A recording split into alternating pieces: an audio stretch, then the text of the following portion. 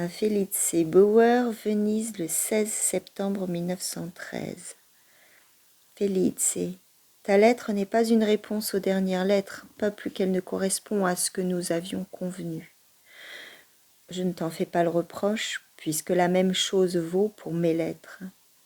Mais nous voulions, avant que je rentre, nous rencontrer quelque part, afin peut-être, malheureux que nous sommes tous les deux, de reprendre des forces l'un dans l'autre. N'as-tu pas encore clairement compris dans quel état je me trouve, Felice? Comment pourrais-je, dans l'état lamentable où je suis, écrire à ton père? Prisonnier des inhibitions que tu connais, je ne peux pas bouger, je suis totalement hors d'état de repousser les obstacles intérieurs.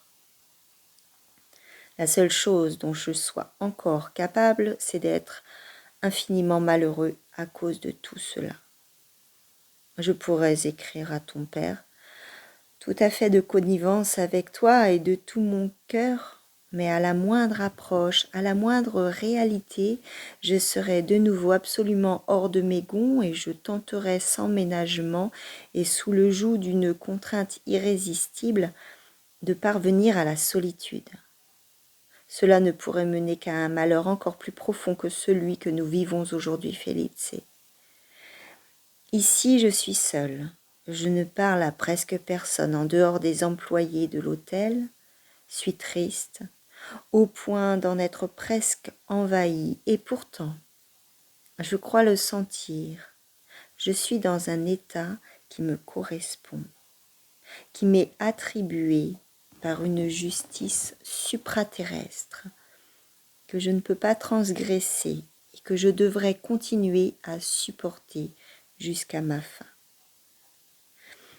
Ce n'est pas de devoir renoncer à trop de choses qui m'appartiennent en propre qui constitue pour moi un obstacle, bien que ce soit quand même vrai dans une certaine mesure circonscrite. Le plus souvent, je suis couchée par terre de tout mon long comme un animal, qu'on, moi non plus, ne peut pas approcher et qu'on n'arrive ni à exhorter, ni à convaincre. Même si je ne peux pas totalement me soustraire à ces deux démarches, et particulièrement à la dernière. Mais je n'arrive pas à aller de l'avant, je suis comme empêtrée, et quand je tente d'avancer, ça me ramène encore plus fortement en arrière.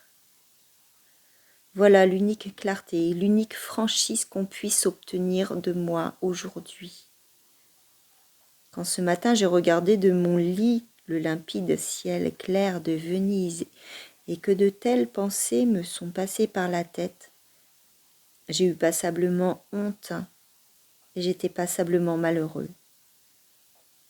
Mais que dois-je faire, Felice? Nous devons nous dire adieu, Franz.